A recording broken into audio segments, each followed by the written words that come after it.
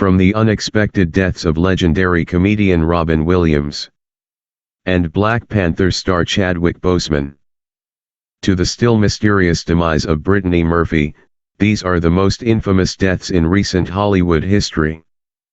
Here are the 7 heartbreaking celebrity deaths. Number 1. The shocking death of River Phoenix. After his breakout success with Stand By Me, River Phoenix became one of the most promising young stars of the 1990s.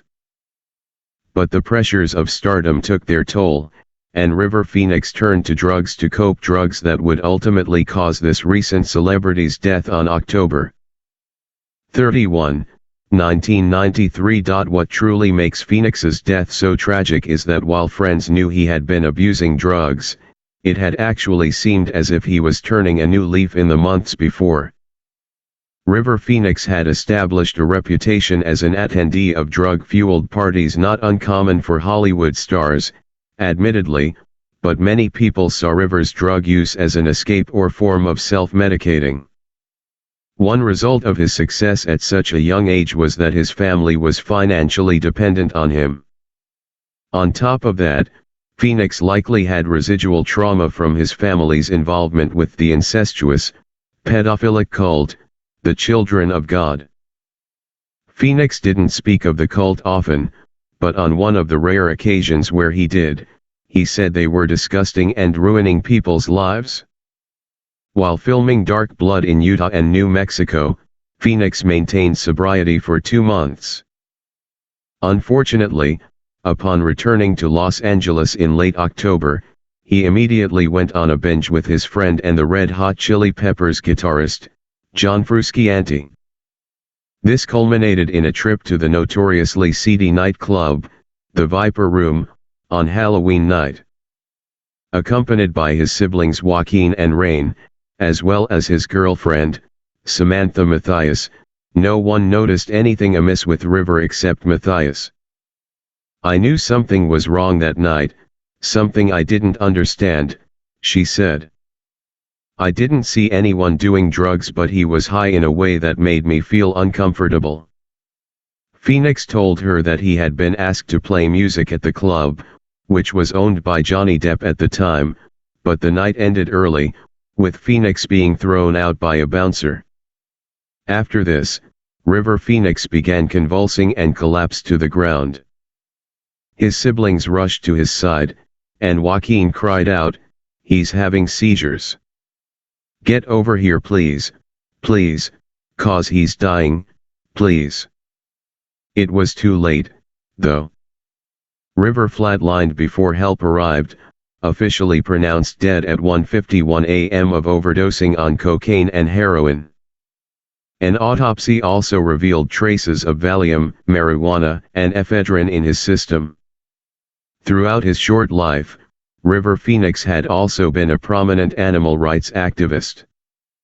When his brother Joaquin won an Oscar in 2020, he quoted a lyric River had written when he was 17.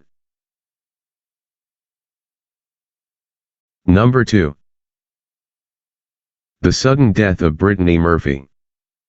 After her massive success as the innocent ingenue in 1995's Clueless, Brittany Murphy's career took off. Blonde, beautiful, and talented, she had all of the staples of a Hollywood it girl and landed roles in cult classics like Girl, Interrupted, Riding in Cars with Boys, and Uptown Girl before Brittany Murphy suddenly died in 2009. But her success never quite took her to the A-list. The tabloids did a number on her, purporting rumors that she was late to set, unfocused, and unable to remember her lines due to a drug habit. Her husband, Simon Monjack, vehemently claimed that the rumors of Murphy's drug abuse had been started by embittered former managers and agents to sabotage her career. The couple considered moving from Los Angeles to New York in order to get a fresh start, perhaps even start a family, but sadly, they never made it. In November 2009, Brittany Murphy, Simon Monjack, and Murphy's mother, Sharon, flew to Puerto Rico to begin production on a low-budget thriller called Caller. Then, Murphy found out that what she had believed to be a thriller film was actually a horror, a huge turn-off for the actress, Monjack later said in subsequent interviews. However, producers have claimed that Murphy quit the film after they had banned her husband from set when he allegedly showed up drunk in the middle of production.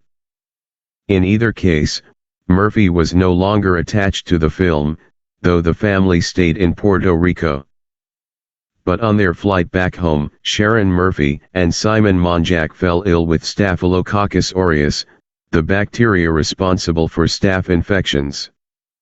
Reportedly, Monjack was so sick that the plane had to make an emergency landing so he could be taken to the hospital. After arriving back at their home in the Hollywood Hills, Brittany Murphy and Monjack remained ill, needing to be treated for pneumonia. Brittany Murphy remained sick for 6 weeks. Then, on December 20, 2009, she collapsed on her mansion's balcony. Sharon Murphy urged her daughter to get up, but Brittany continued to lay on the balcony, saying to her, "Mommy, I can't catch my breath. Help me. Help me." Her mother claimed she didn't take her daughter's words seriously since she had been sick for so long and, as an actress, had a flair for the dramatic. Monjack recalled Brittany saying to her mother, "I'm dying. I'm going to die. Mommy, I love you." Later that day, Brittany Murphy collapsed once again, this time in her bathroom. She was taken to Cedars-Sinai Medical Center, where she died at the age of 32. Several conspiracy theories have since cropped up around the death of Brittany Murphy. One suggests that she had been murdered by the government because of her friendship with a whistleblower and filmmaker in Hollywood. Other theories have painted either her mother, her husband, or perhaps both working in tandem, as Brittany Murphy's murderers. Monjack's eerily similar death 5 months later only fueled the conspiratorial fires. Officially, though, the coroner determined her death was likely the result of a lethal combination of pneumonia, an iron deficiency, and multiple drug intoxication. Number 3. Chadwick Boseman's death. Chadwick Boseman had been acting in films for years before 2016, but his role as King T'Challa in 2016's Captain America: Civil War propelled him to international stardom. The ensuing success of Black Panther 2 years later solidified Boseman's position as a generational icon. Boseman not only had the screen presence of a legend but also the real-world characteristics that made him a certifiable role model for the kids who would be influenced by his films. But while the Black Panther was fighting against Thanos in theaters, Boseman was fighting his own battle with cancer. In 2016, by the time Captain America hit theaters, Boseman was diagnosed with stage 3 colon cancer. Even as he continued to perform as an actor over the next 4 years, he underwent multiple surgeries and rounds of chemotherapy. All the while, he kept his cancer a secret from everyone except close family members. In 2018, he visited his alma mater, Howard University, to deliver a commencement speech. In his speech, he talked about a production from which he'd been fired after he questioned why the role he was playing was so stereotypical. The lesson he imparted on the students in attendance was, "Never forget your principles." Hauntingly, Boseman offered a brief glimpse into his battle with cancer during his speech, telling the students, "The struggles along the way are only meant to shape you for your purpose." When his death was announced on August 28, 2020, it came as a shock to fans worldwide. 4 years into his struggle against cancer, Boseman had still managed to keep it a secret from the world. Social media was flooded with praise and commemoration for Chadwick Boseman. The final tweet from his Twitter account, announcing his death, became the most liked tweet of all time in less than one day. Oprah Winfrey wrote that Boseman was a gentle, gifted soul on Twitter. Denzel Washington, who directed Boseman in the film Ma Rainey's Black Bottom, echoed Oprah's sentiment. He was a gentle soul and a brilliant artist who will stay with us for eternity through his iconic performances over his short yet illustrious career, Washington said. God bless Chadwick Boseman. Throughout his time as a celebrity, Boseman fought strongly to advance moral causes, expressing support for the Black Lives Matter movement and calling on the entertainment industry to cut ties with police departments. You want to choose a difficult way sometimes, he once told the New York Times. Some days it should be simple, but sometimes you've got to take chances. Number 4. Robin Williams' death from a disease he never knew he had. Early on in his career as a comedian, Robin Williams struggled with addictions to drugs and alcohol, but he became sober after his friend John Belushi died of an overdose.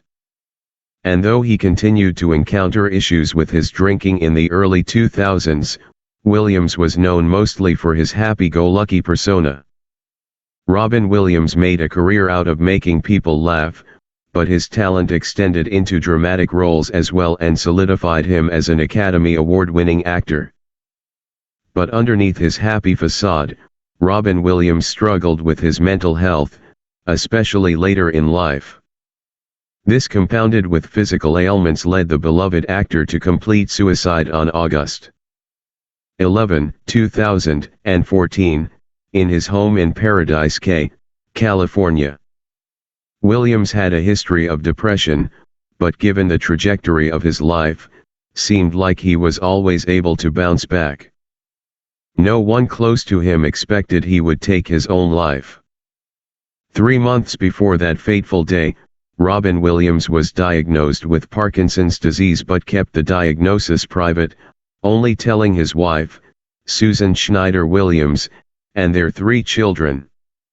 Still, Williams felt incredibly paranoid, anxious, and depressed, though he had no idea why.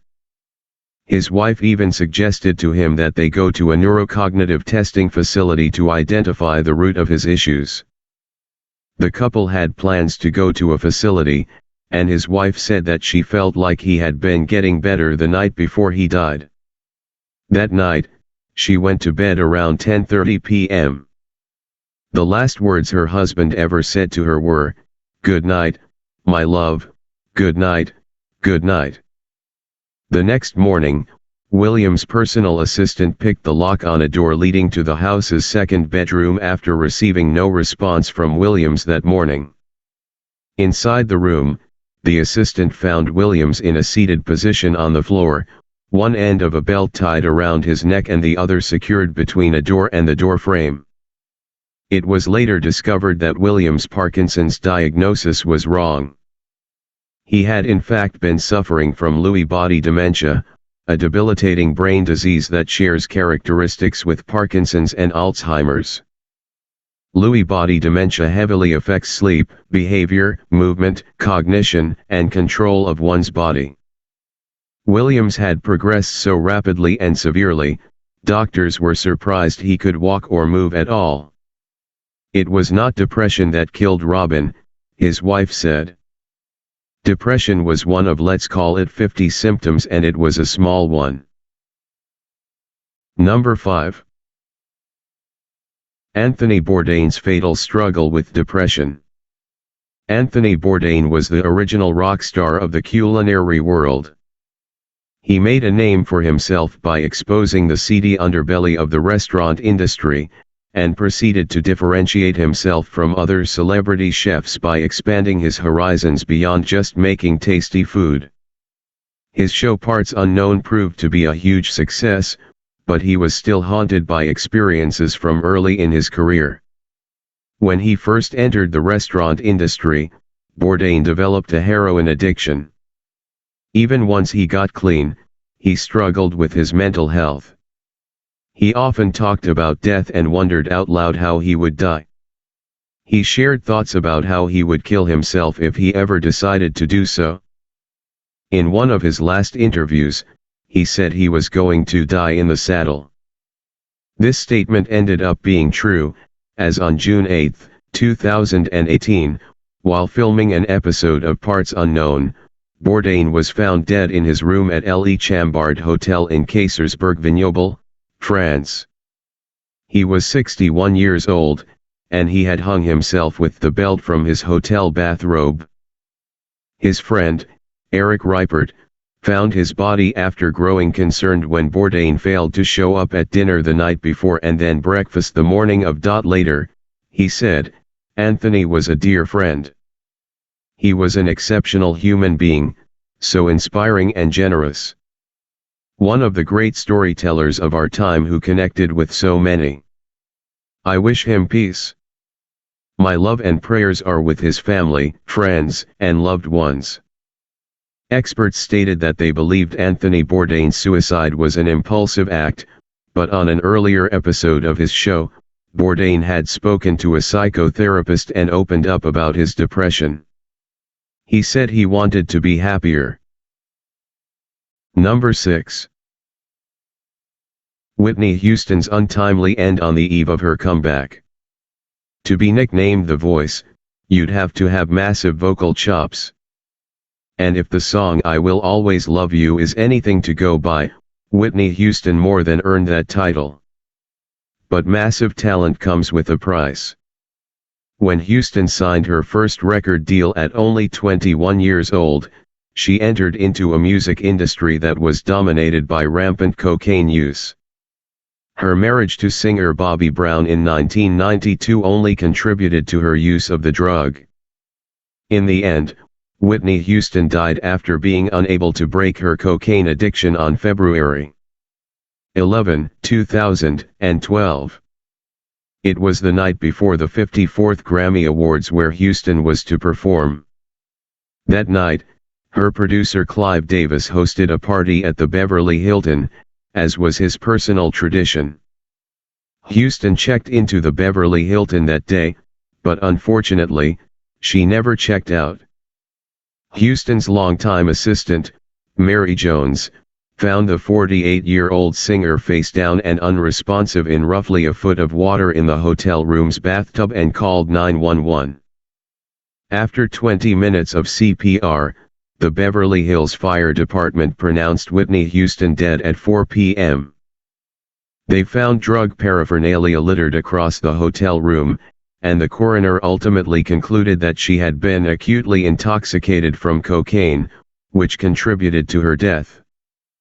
Multiple bottles of prescription medication were also found in Houston's hotel room, including Xanax, Benadryl, and the muscle relaxant Flexeril. The medications were prescribed by 5 different doctors. Houston also had traces of marijuana in her system, and the room had within it an open bottle of champagne, 2 beers, and loose tablets. In his report, forensic pathologist Cyril Wecht described the events he believed led to Houston's death. "I think that this lady fell into the water. She was unconscious, dead, or dying when she fell into the tub," he said. "I do not believe that the death was due to drowning, although I cannot rule out that she could have been in the agonal moments and with her head submerged in water. That certainly could have contributed to her death."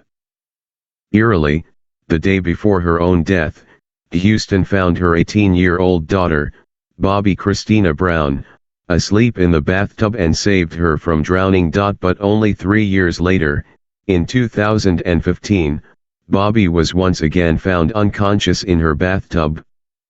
After spending 6 months in a coma, she tragically died of pneumonia and was buried next to her mother. Number 7. Paul Walker's horrifying final moments. Before Fast and Furious was a wild, star-fueled, action/espionage franchise, it was a movie about guys racing cars really fast. The movie's success was likely enhanced by the fact that its lead actor, Paul Walker, was a kind-hearted, charismatic philanthropist who shared his character's fondness for cruising down the road at top speed, a penchant that would eventually kill him. After 6 installments to the franchise, Paul Walker was riding high. The films were breaking box office records, and Walker was even beginning to produce films of his own. But that would all come crashing down on November 30, 2013, when Paul Walker died in a car accident. That day, Walker had been at a toy drive event for his disaster relief charity, Reach Out Worldwide. Held at a high-performance car shop that Walker and his friend Roger Rodas owned, the duo wanted to use the event to help survivors of Typhoon Haiyan in the Philippines. Just before 3:30 p.m., Walker and Rodas left the event in a 2005 Porsche Carrera GT, a car known for being hard to handle, with Rodas behind the wheel and Walker riding shotgun. Rodas, much like his friend, liked to drive fast. Pushing the Porsche to nearly 100 miles per hour, they were only a few hundred yards from the shop when the situation took a sharp turn. Rodas lost control of the vehicle, and it crashed into a curb, a tree, a light post, and then another tree before bursting into flames. As the stunned crowd watched in horror, Rodas' son ran over to investigate, unaware that it was his own father laying in the burning rubble. He only realized after noting the model of the car. An investigation into the recent celebrity death by the Los Angeles County Sheriff's Department concluded that the car's speed was a major factor in the death of its occupants. Meadow Walker, Paul's daughter, filed a wrongful death suit against Porsche in 2015, blaming the vehicle's design flaws for the accident. Ultimately, though, a thorough examination found no pre-existing conditions that would have caused this collision. Furious 7 had also been in the middle of filming at the time of Paul Walker's death, but the film couldn't move forward without its lead star. Rather than cancel the project, however, producers asked Cody Walker, Paul's brother, to stand in as a body double and used computer technology to imprint Paul's face over Cody's. "My love for cars, my love for travel, it's all from him, and I miss him," Cody Walker said. "I miss him every day." Subscribe for more stories.